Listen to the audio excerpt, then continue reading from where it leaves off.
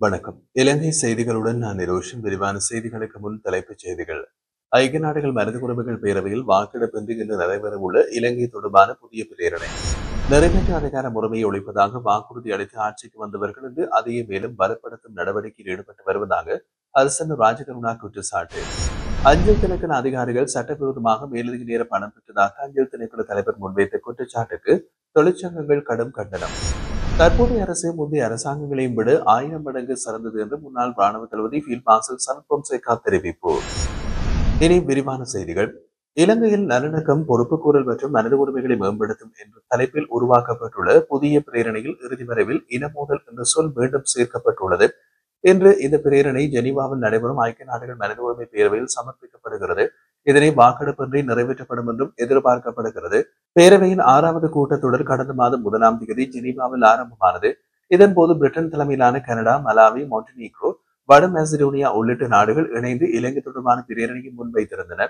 அந்த பிரேரணையின் ஆரம்ப வரைவு கடந்த மாதம் 9ஆம் தேதி வெளியிடப்பட்டு பின்னர் நடுப்பகுதியில் இலங்கை பிரதிநிதிகள் உள்ளிட்ட தரப்பினருடன் உத்தியோகபூர்வ கலந்துரையாடல்கள் நடைபெற்றன.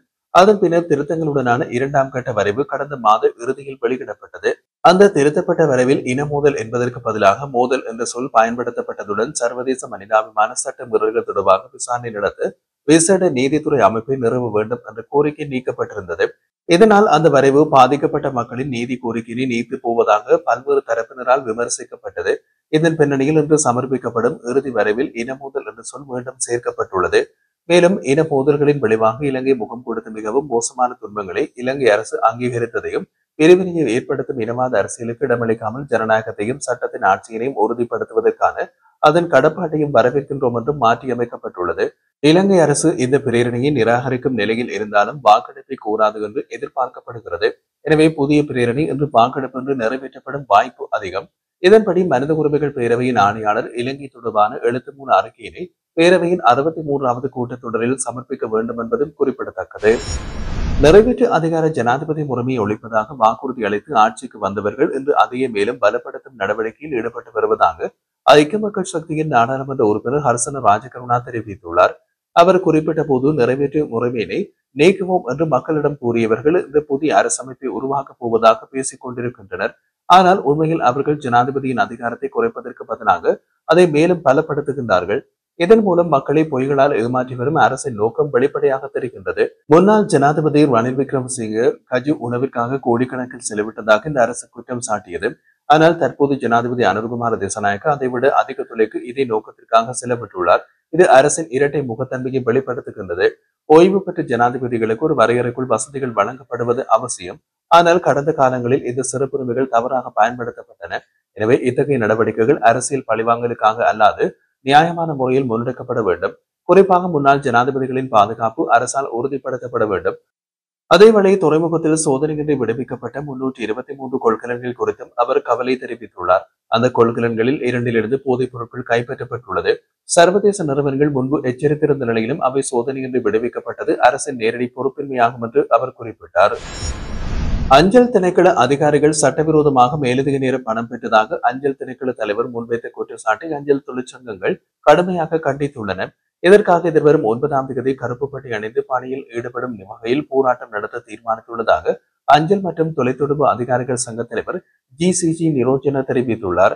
எந்த ஒரு விசாரணையுமின்றி அதிகாரிகளுக்கு எதிராக குற்றச்சாட்டுகள் சுமத்தப்படுவது அநீதியாகும் என்று ஒன்றிணைந்த அஞ்சல் தொழிற்சங்க முன்னணியின் இணை ஒருங்கிணைப்பாளர் சிந்தக பண்டார தெரிவித்தார். இதற்கிடையில் அப்புத்தலையில் நடைபெற்ற நிகழ்வு ஒன்றில் அஞ்சல் திணைக்கள தலைவர் ருவான் சத்குமார் அஞ்சல் அதிகாரிகள் கைரேகையின்றி கோடிக்கணக்கான ரூபாய் மதிப்பிலே மேலதிக நேர பணம் பெற்றுள்ளார்கள் என்று குற்றம் சாட்டியிருந்தார். அவர் மேலும் தபால் சேவையின் பல முறைகேடுகள் இடம்பெறுவதாகவும் வாகன பராமரிப்பு பணிகளுக்காக தவறான முறையில் மேலதிக நேரம் வழங்கப்படுவதாகவும் குறிப்பிட்டிருந்தார். ஆனால் தொழிற்சங்கங்கள் இவ்வாறான குற்றச்சாட்டுகள் ஆதாரமற்றவை என்றும் உண்மையினை ஆராயாமல் வெளியிடப்பட்ட அறிக்கையாகும் என்றும் வலியுறுத்தி திணைக்கள தலைவர் தனது கருத்தை திரும்ப பெற வேண்டும் என்றும் கோரிக்கை விடுத்துள்ளனர். முன்னாள் ராணுவ தளபதி ஃபீல்ட் மார்ஷல் சரத் பொன்சேகா தற்போதைய அரசு முந்தைய அனைத்து அரசாங்கங்களையும் விட 1000 மடங்கு சிறந்தது என்று தெரிவித்தார்.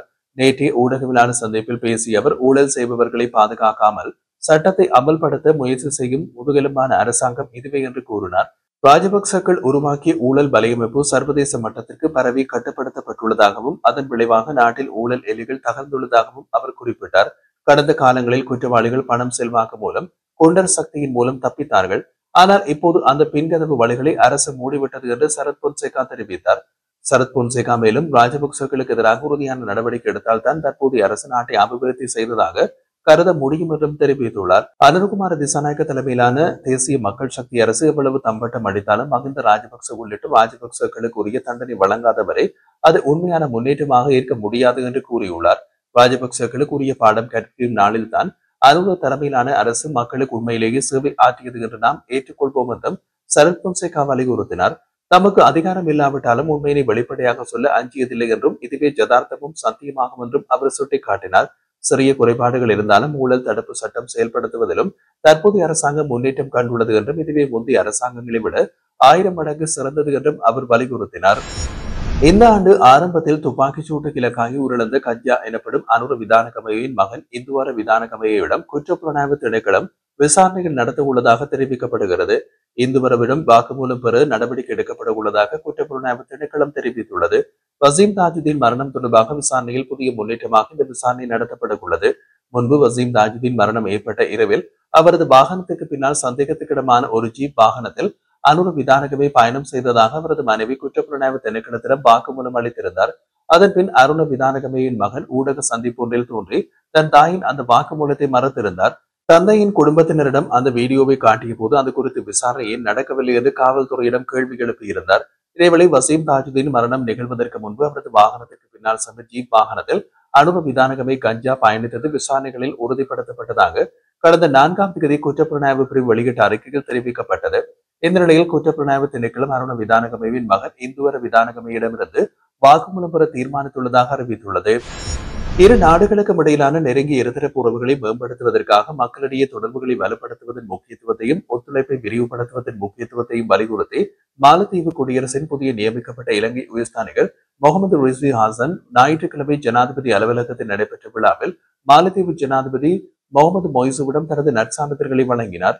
ஜனாதிபதி மொய்சு மாலத்தீவுக்கான இலங்கையின் தூதராக உயர்ஸ்தானிகர் ஹசனை முறையாக வரவேற்றார். வர்த்தகம், பொருளாதாரம் மற்றும் காலநிலை மாற்றம் உள்ளிட்ட பரஸ்பர ஆர்வமுள்ள துறைகள் குறித்து இரு பிரமுகர்களும் விவாதித்தனர். அதே நேரத்தில் இரு நாடுகளுக்கும் இடையிலான கூட்டாண்மையை மேலும் ஆழப்படுத்துவதற்கான அவர்களின் உறுதிப்பாட்டை மீண்டும் உறுதிப்படுத்தினர். இது 1965 ஜூலை 26 அன்று முதலில் ராஜதந்திர உறவுகளை ஏற்படுத்தியது. பரிசு வழங்கும் விழாவை தொடர்ந்து உயர்ஸ்தானிகர் ஹாசன் வெளியுறவு அமைச்சகத்தின் மாலத்தீவு வெளியுறவு அமைச்சர் டாக்டர் அப்துல்லா கலீலை மரியாதை நிமித்தமாக சந்தித்தார். அமைச்சர் கலீல் உயர்ஸ்தானிகரின் நியமனத்திற்கு அன்புடன் வாழ்த்தியுள்ளார். மேலும் மாலத்தீவு மற்றும் இலங்கைக்கு இடையிலான நீண்டகால இருதரப்பு ஒத்துழைப்பை பலப்படுத்துவது குறித்தும் கலந்துரையாடல்களை நடத்தினர்.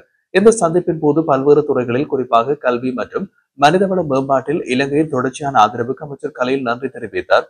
மேலும் இரு நாடுகளுக்கும் இடையிலான நீடித்த மக்கள் உறவுகளை ஒப்புக்கொண்டனர். பகிரப்பட்ட பிராந்திய முன்னுரிமைகளுக்கு ஏற்ப ஒத்துழைப்பை மேம்படுத்துவதற்கும் புதிய ஒத்துழைப்பு துறைகளை ஆராய்வதற்கும் இலங்கையின் உறுதிப்பாட்டை உயர்ஸ்தானிகர் ஹாசன் மீண்டும் உறுதிப்படுத்தினார். அரசாங்கம் வாகன இறக்குமதிகளுக்கு அனுமதி வழங்கி 8 மாதங்கள் கடந்துள்ள நிலையில் உள்ளூர் சந்தையில் வாகன விலைகள் குறிப்பிடத்தக்க அளவில் குறைந்துள்ளது. 2024 ஜனவரி 28ஆம் தேதி 5 ஆண்டுகளுக்கு பிறகு வாகன இறக்குமதிகளுக்கு அரசாங்கம் அனுமதி வழங்கியது. அப்போது புதிய வாகனங்களை வாங்குவதில் மக்களிடையே பெரும் ஆர்வம் காணப்பட்டதால் விலைகள் வேகமாக உயர்ந்தன. ஆனால் தற்போது வாகனங்களை வாங்குவதில் மக்கள் ஆர்வம் குறைந்துள்ளதால் சந்தை விலைகள் வீழ்ச்சியடைந்துள்ளது. முன்னர் 10 மில்லியன் மதிப்பில் விற்கப்பட்ட வாகனங்கள் தற்போது 5 மில்லியனாகவும் 20 லட்சம் மதிப்புள்ள வாகனங்கள் 10 தொடக்கம் 15 லட்சம் வரையிலும் குறைந்துள்ளதாக விற்பனையாளர்கள் தெரிவிக்கின்றனர். இலங்கை சந்தையில் ஏற்பட்டிருந்த வாகன பற்றாக்குறை தற்போது குறைந்துள்ளதாகவும் இதனுடன் ஜப்பானில் வாகன ஏல விலைகள் குறைந்ததுமே விலை சரிவுக்கு முக்கிய காரணம் என்றும் விற்பனையாளர்கள் கூறுகின்றனர். மேலும் ஜப்பானிலிருந்து இறக்குமதி செய்யப்படும் வாகனங்கள் 90 நாட்களுக்குள் பதிவு செய்யப்பட வேண்டும் என்ற புதிய விதி எதிர்காலத்தில் இறக்குமதியாளர்களுக்கு சிக்கலை ஏற்படுத்தக்கூடும் என்றும் நிபுணர்கள் எச்சரித்துள்ளனர்.